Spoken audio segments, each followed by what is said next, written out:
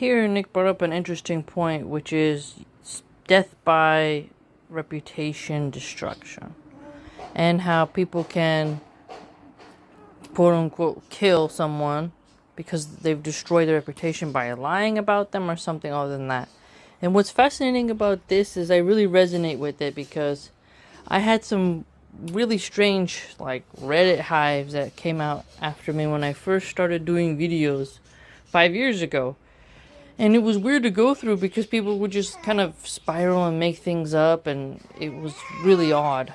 And it sometimes can really work, can chase people away from you, and then all you're there doing is trying to prove them wrong, but at the end of the day you're like, I can't spend so much time with naysayers. Some people are just going to learn that they were lied to, and you guys got to keep it moving.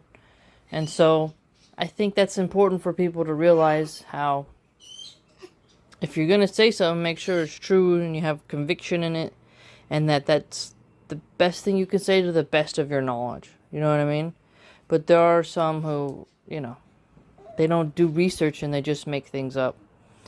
And they don't really care about the facts. They kind of just label it.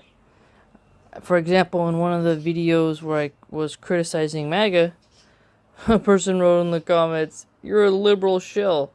And the funniest thing is that I've made so many posts on my blog and on this YouTube channel against secular liberal atheists, and I have entire playlists where I discuss feminism. And I argue with it. I did a review of The Handmaid's Tale, which is a very liberal book, and I took time and read it, and I read both of the books, 1 and 2, the Testaments, and you could just, if they would have took a second to see my actual body of work, they would see that I'm not a show for liberalism, and that I have criticized a number of factors in American culture, and that I actually want a more Islamic society. But they didn't care. They just kind of made it up, and just kept moving, and they had no shame. And you're like, wow, some people they try to just destroy your reputation and just make things up out of thin air. And so I think we all should make sure that we're not one of those creeps.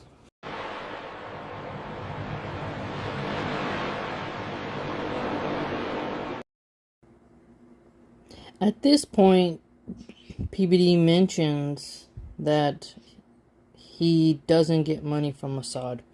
And he gives this really clanky, stupid argument about, well, we don't take sponsorships, for show, as if that type of money payment would just be like, by the way, sponsored by Mossad, PBD podcast. Agencies like that are more covert, private, back room. And you wouldn't just advertise that on your show, because clearly you would lose countless viewerships. And then the mission would be ruined, because once people know, hey, wait a minute, you take money from these people? Okay, we're out of here. You got to keep it on the down low. You have to keep it a secret. And I don't think there's a law that says that if your podcast gets money from Assad that you have to, say it. And so I find it peculiar how during this podcast PBD is doing a lot of, well, I must not be paid by Mossad because I'm having Nick on. So I'm starting to question his intentions. Did you have Nick on for, real dialogue, or to say, well, guess what? I must not be paid by Mossad because I had Nick on. And it's like, what? Maybe you can have a conversation, There's this paradox here of what's allowed and what's not, okay? Now, Mike Baker, who's CIA, he says former CIA, but the truth is you're never former CIA, is always on Joe Rogan. The comments, clearly the people don't want him on, he's boring, but people suspect that's kind of like Joe's little handler, that, okay, we let you have this large podcast, but, we're going to send you a spook every once in a while to remind you to tell the line. And another example is, there are people who are sheikhs, and they don't broach certain topics, and they dance around certain topics. And you can say, okay, they're trying to they're trying to toe the line. They've been given a script. Because clearly, if you look at it Islamically, this is haram or this is halal. And the fact you won't just say halal or haram and choose the side of believers tells me you're playing politics. And you want to be able to have your visa stay on good status. So, okay. Or you don't want to lose your government job. So, we can see clearly here that PBD is really struggling with, okay, I want to have this interview, but I also don't want to get canceled. And remember, PBD bought his way into the podcast space. I have been watching his channel from the beginning as it grew. And when he first started, excuse me, he was very, eager to have like tense, provoking conversations, right? As he grew, he became more corporate, more business-like, more fake Wall Street, where you're just mirroring talking points and you want to, like, how do you put it? It's sort of like how a journalist would behave under the Biden regime if he wants to keep getting invited to the White House for press briefings, right? You gotta be careful with what you publish or you're not gonna get invited. And with PBD, I really do feel, based on the evidence of the trends of his behavior over time, that he's rich, he wants to get more rich, he wants to stay in that status. He is a refugee, so maybe there's that inferiority complex of, I came from this really awful situation, I don't want to go back to that, I don't want to slide back into it. Now I gotta maintain the crown, and I don't want to fall into that lifestyle, and I want my children to have status. So people, when they try to climb the pyramid, they don't want to stop halfway. They want to get to the capstone. They want to be one of those top families. So PBD realizes, okay, YouTube has him monetized. He has the join button, and we want to make that money. So I cannot make the handlers upset who run YouTube. And he knows, based off of Nick's example, what's possible when you get canceled. He knows he can't afford that. Dan Bilzerian, he lost quite a lot of money, unfortunately, when he started defending Palestine and calling out the Zios. And PBD doesn't want something like that to happen to him. Kanye West, he's a lunatic and really deranged, but he lost quite a bit of money as well. And they make examples. When you look at when there was the conflict with Marlon Brando or Michael Jackson with that community, they know how to power play. And PBD got an interview with Satan Yahoo, and you're not going to get an interview like that if they don't feel like you're safe, right? So this is very Lord Varus, Littlefinger, Lord Baelish energy going on here. This is a ploy, and the fact that he is saying this makes me really suspicious. I really do as well think that he is on the payroll. We know that Is Not Real does pay influencers, okay? And I have been tracking it over time because you can tell when the paycheck drops. They all have a certain worded tweet. And we know that when it comes to our greatest ally, when they pay influencers, it's not considered treason or foreign intervention. If you recall how people got in trouble for taking money from Russia, because Russia is an adversary, how their YouTube channels were deleted, people were targeted, they were investigated by the government. So if you take money from other countries that are not greenlit, you will get in trouble. But if you take money from Is Not Real, it's okay, right? So you don't have to list it. You don't have to say, sponsored in part by this corporation or these funders. PBS used to say on their commercials back in the day, funded by viewers like you.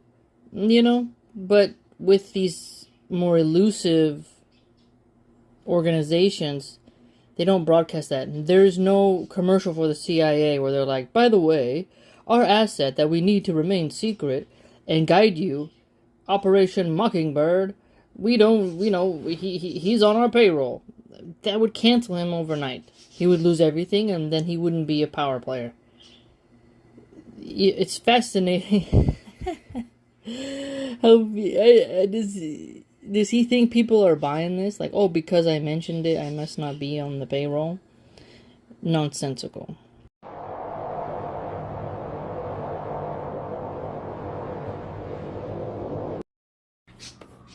Now here, Nick is asked if he'd ever run for president.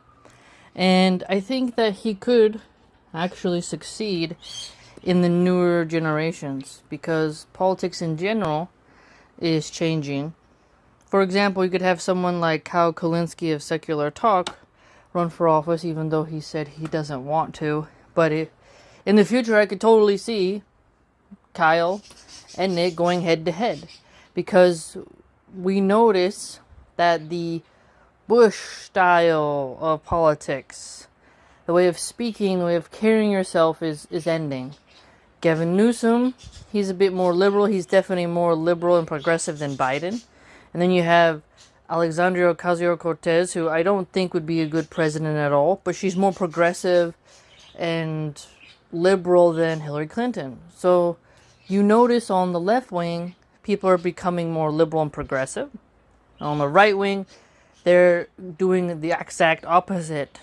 They are more nationalistic, more identitarian, and inclusive in terms of like their own nation.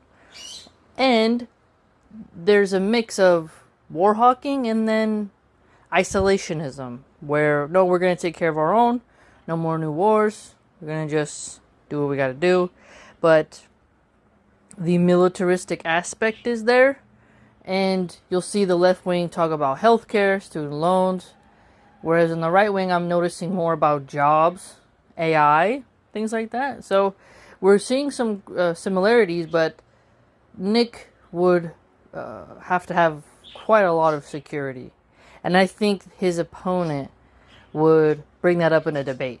Like, okay, taxpayers have to fund the security of the president, right? Charlie Kirk's memorial cost the taxpayers millions, while Trump's big beautiful bill cut food programs for kids, cut SNAP benefits, cut Medicare, okay, Medicare, Medicaid, cut stuff that people need, all right, in the name of the budget.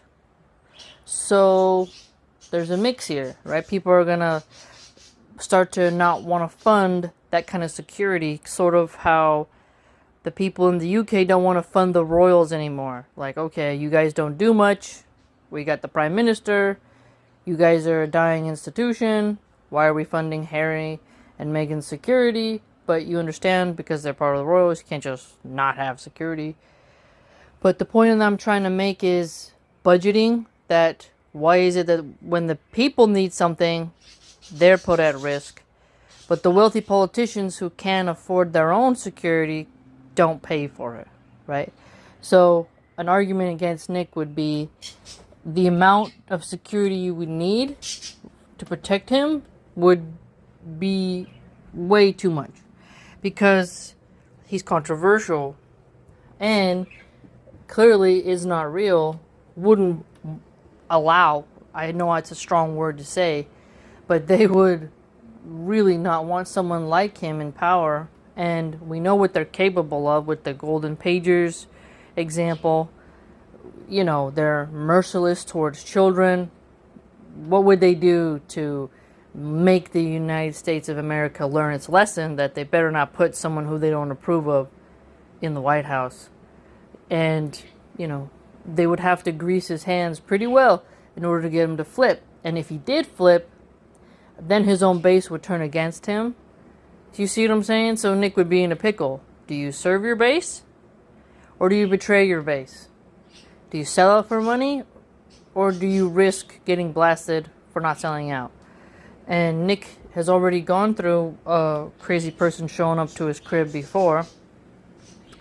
Maybe he's got a little bit more thicker skin because of it. And we'll see what happens going forward, but it's a legitimate question to ask him, and he clearly can handle himself on the debate stage, whereas the old school politicians, they don't really do good in debates. I remember watching Mitt Romney and Obama. Like, Trump, he wasn't a good debater. He was more like a stand-up comedian in a way. But Nick has the ability to command a presence and have his feet pressed to the fire and still maintain composure. So you'd have someone who's really good at that on the left-wing side, which would be Kyle Kalinske. That's who I'm thinking of. Like, David Pacman is really polite and kind of wish-washy. Destiny couldn't be president. Vosh, I don't think he could either. But Vosh is more salty, and he's got more jiveness to him. It's just not something that would work really well. That's my opinion. Maybe you agree, maybe you don't.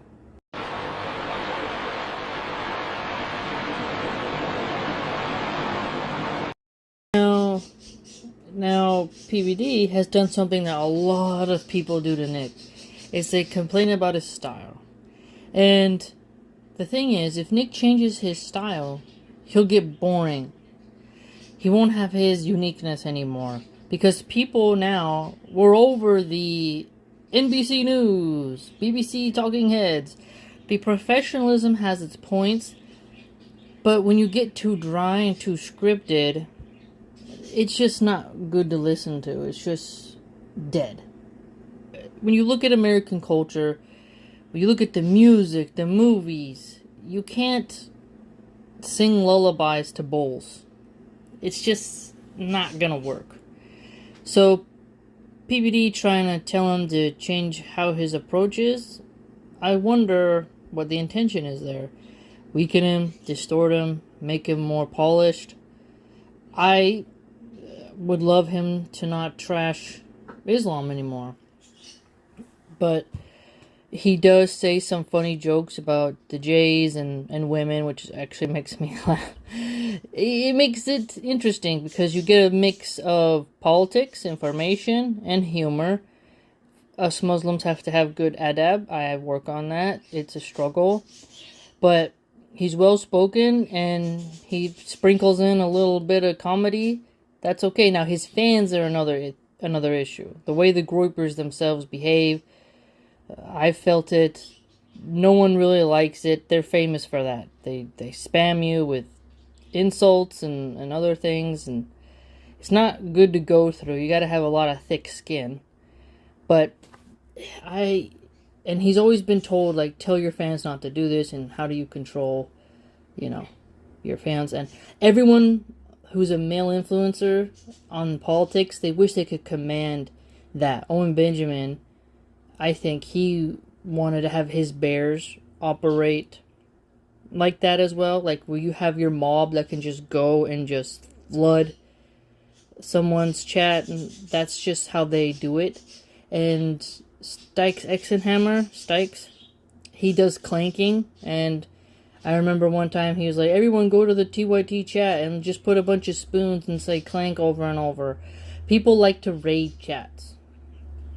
And that's just something of their generation, where they like to raid chats and it's funny and it makes the mods go crazy and the chaos is fun. So that's part of their generation's trolling and, prickling of hairs and whatnot. Again, PBD isn't part of that younger American culture.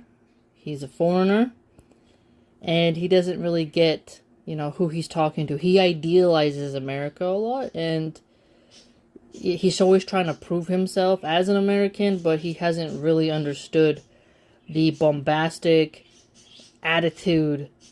When you look at Tiger King, when you see someone as retarded as that is an aspect of American consciousness, where he's like, Carol Baskins, boom, boom, boom. Like, there is something in us that likes that. Kid Rock and Joe Dirt. There's that redneck trash there. And there's also that posh, pearl-clutching, 18th century style, aristocratic posturing. there's a mix. There's so many little pockets. And Nick comes from, as he said, that baseball town. And he wants to preserve it, and he has become more intense. And he wants to keep the heat up, as he mentioned earlier. So telling him to tone it down is interesting. Now, Nick has never called for violence. He's called for political pressure. Whereas I have archived others making dog whistles towards, hey, we need to amp it up. Mount up, Patriots. Nick's audience is not the BoomerCon, Paul Revere, let's get in our saddles, boys. Let's go get us some scalps. He's not that type of a presenter. So you're pushing your stuff, that agenda, not towards him. And I have shared many posts of influencers who PBD could be saying that to, right? So again, Nick was all about having people talk to him too. He did talk to Destiny, and he's familiar with going in tense situations. I mean, he sat in a room with someone as chaotic and nonsensical and perverted as Kanye West, and he was able to handle the slimy nature of Milo Yiannopoulos. So again, he's around some pretty unpredictable, unreliable, unstable individuals. He can't be too weak when he's around that kind of chaos. As he grows, maybe he'll shift away from those types of people, but those individuals still hold a lot of influence amongst the youth who are his demographics.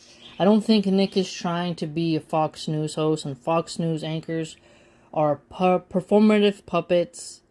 They are all fake. It's just, we can see through it.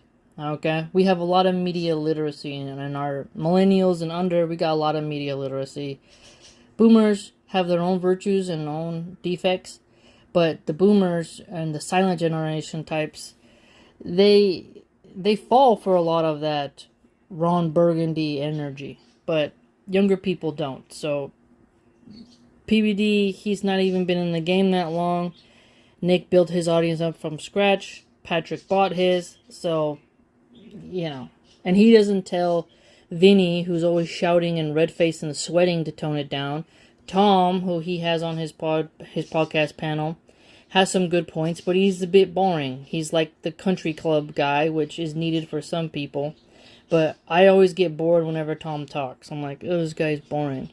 And Adam Sosniks is like a bisexual Miami pervert Jay, and he'll have some interesting takes.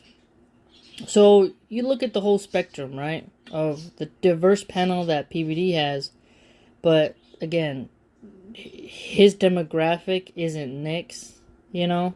So there's that.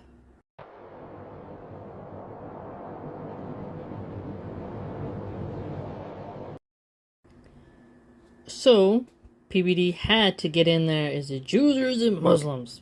PBD has a hard-on for shaming Islam every day. It's like his kink. He hates his former country.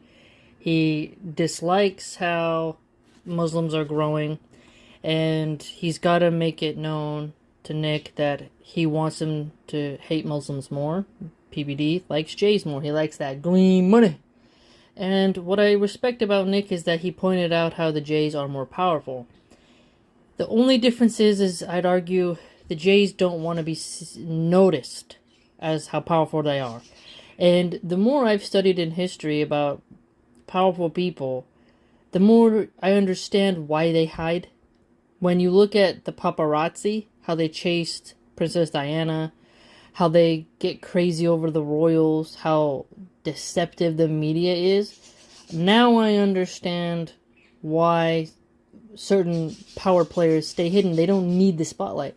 And then I realized there was this movie called The Madness with this black actor, and there were assassins that were after him. And then in the Gangs of London, I believe that show was called, the character was part of the Wallace family. You see these power players as well who are more hidden, and then you look at different secret societies and why they want to remain a secret. And in the 90s, it was this new era of I'd argue where people all want to be in the spotlight. And today, because we all have smartphones, some people, they always want to stay within that framework of look at me, look at me. So quite a few people cannot comprehend being wealthy and not flexing online. So there's an immense difference between someone who's wealthy and they could be right next to you and you wouldn't even know because of the way that they're dressed. And then you see people who have wealth but they're not in the limelight. And then people who do have cash and then who openly flex themselves put a lot of targets on their back through the media and through thuggery. When you think of Kim Kardashian when she got robbed and for her jewelry and whatnot, that's because she is a high-profile figure, and she flexes that she wastes money on nonsensical things, and she exposes herself too much in public, and then they're gonna get her, and people take hostages, they do all kinds of stuff. So, the power players, they're in their little helicopters, flying over our heads, living their own lives, with their own rules, and their own culture, and we're just in the Badlands, picking through the garbage, trying to get on the train and not be shanked. We're living in an entirely different reality than them. We share the same space. Technically, we share the same planet, but they're in an entirely different forest. Total different infrastructure, ecosystem type of scenario, right? What props up the elites is not what props up us. The air is not as breezy on the top of the, of our heads compared to those at the pinnacle of the pyramid. And so Nick saying, yeah, I would fear the Jays more, is accurate because they have more power in America and more power over America. I have been noticing, though, that the Jays have gotten pretty smart and they have decided to pay their Magatardian influencers to bitch and moan about Sharia law. And I'm like, why all of a sudden are they talking about Sharia law when housing is a problem? College affordability is a problem. We got pollution out the wazoo. These politicians and these influencers are not talking about real issues. They're talking about Sharia law, which is a nonsensical issue. It doesn't matter. It's not anything serious. But, again, fear works really well with the right-wing base, even though they like to pretend they're super tough. Nothing scares them more than a man with a beard and a woman in a hijab. They shit themselves. They just can't handle it. And you may think I'm being facetious or I'm being uncharitable here, but I'll share with you eventually more screenshots, and then if you go to those accounts and read the comments, see the botted likes, and see how the agenda they're driving, you'll understand that that's the boogeyman that has been sculpted for right-wingers. Okay, and it's important to point that out and understand why PBD is trying to frame the conversation that way. PBD says to Nick, what's wrong with the Jays winning at the highest level? The weird part is how are Jays oppressed by anti-Semitism, but then they're winning at the highest level? If they're winning at the highest level, then they don't need all the censorship protection. Why are college students being deported for criticizing the actions of the winners? That's kind of odd, isn't it?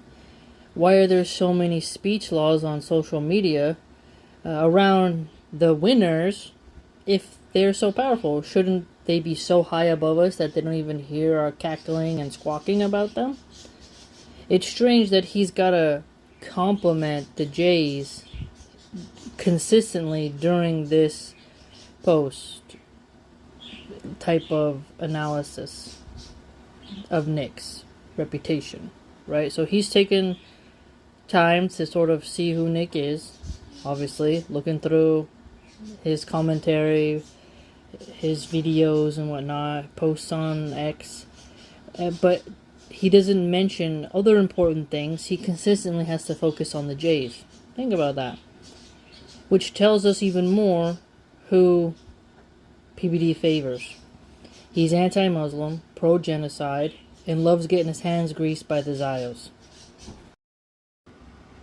During this time, you see how PBD wants to call Islamic nations pretty much shitholes without saying it, and he only values the Jays because of how much money they made.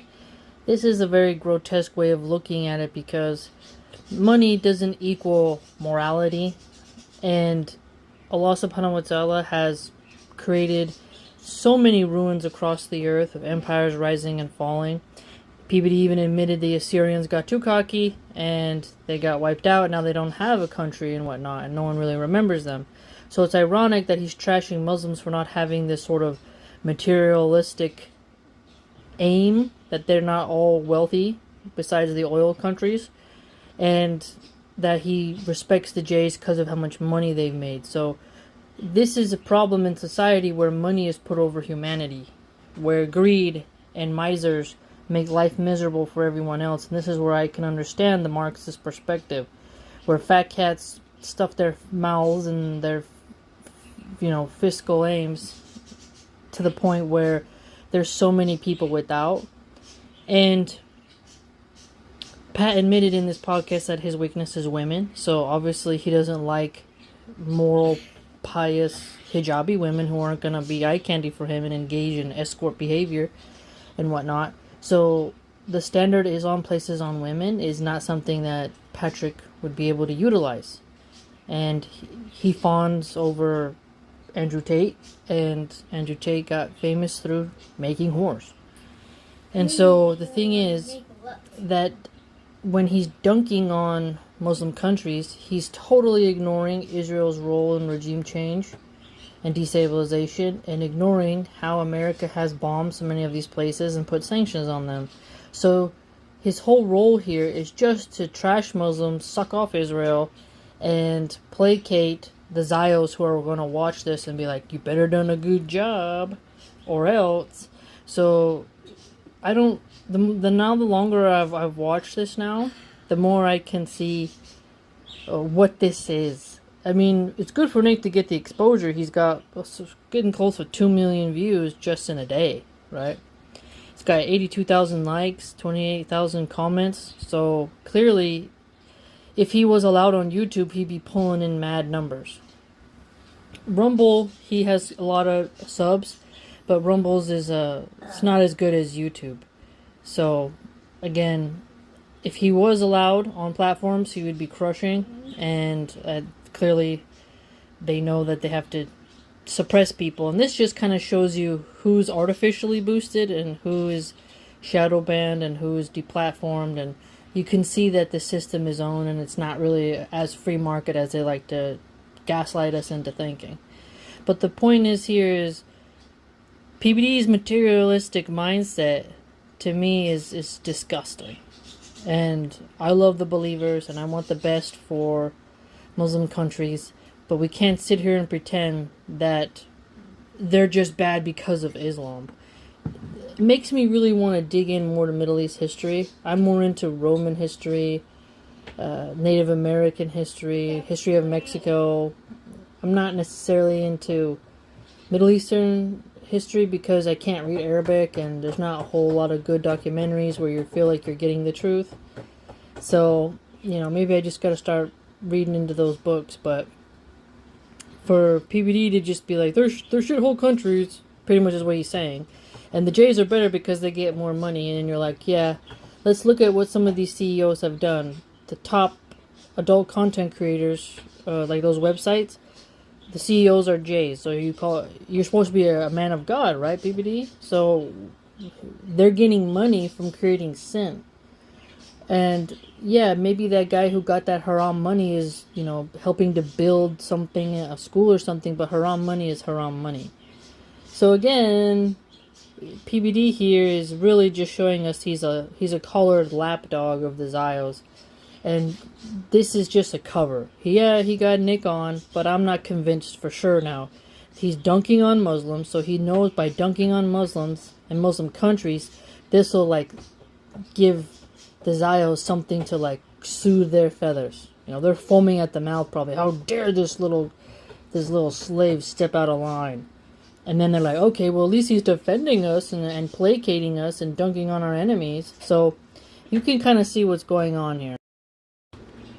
So the episode has come to an end, and my overall takeaway is that PBD spent a lot of time soothing over the feathers of the Zios who might be watching. And I don't think Nick got to really flesh out too much of his policies. He was pretty much questioned on what he's always questioned about, which is the racial stuff and the Jays. It's becoming a pattern where everyone just sort of repeats the same questions instead of really digging into his brain and saying, like, what do you think on this tax policy? What do you think on the cultural dating market stuff? Like, I would like to see him in so many different areas. Like, what do you think about pollution? What do you think about the Federal Reserve? What's your favorite subject in history? Like, is there an empire that you thought was worthy of sticking around longer? All kinds of stuff. Like, branch out. But anyone who's familiar with Nick's content learned nothing really new about Nick. But the audience who isn't familiar with him got to see who he was and got to hear his side. So that's pretty much what this episode was. It was to introduce him to people who don't already know him, right? But props to PBD for having him on, but at the same time, he was juicing up, flexing up the Jays and is not real and dunking on Muslims. So again, I didn't think that it was that revolutionary in content, but rather opportunity. Let me know what you think. And then here's Nick's post on X about having him on. Again, let's see if he gets to go on again. PBD has said that he wants to have these larger conversations. I want to see more Muslims on. I heard that Brother Jake Bracatella is going to be able to go back on. I hope Brother Daniel gets to go back. It would be great to have someone like even the softer side of like Mufti Mek. Imagine Brother Gabriel Romani going there. Abraham Education. It would be really nice to see some proper representation of all the different spectrums around Islam. So let's see. Alhamdulillah.